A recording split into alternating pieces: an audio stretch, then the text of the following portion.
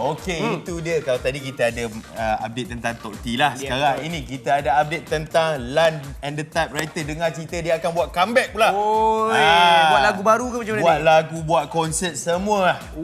Memang ini pun saya tak sabar.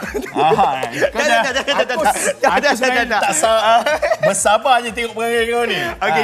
Itu juga kita nak bercerita tentang Hanis Zalika dan juga Hairul Azrin.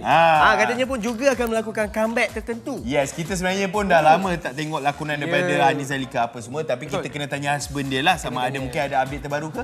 Tengok berita ni. Jom.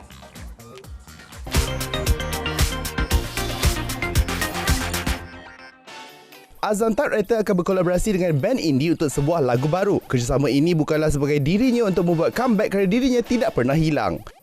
Azlan ada buat collaboration dengan band-band indie. So adakah itu sebagai comeback dalam industri ni ke macam mana? Music industry, the circulation, kalau kita nak bercerita pasal bulatan muzik ni, saya rasa orang yang duduk atas sebelum ni, dia kena rehat sekejap sebab mungkin dia dah letih sebelum ni untuk struggle.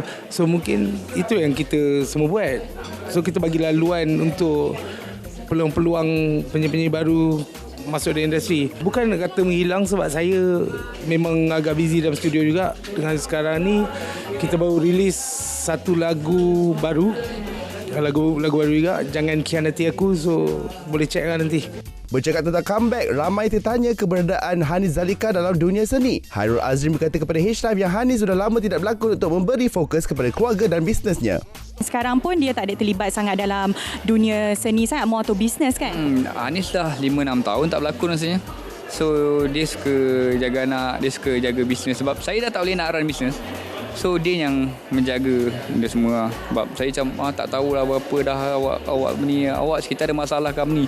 Okey, lepas tu macam mana? Saya dah settle kan. Okey.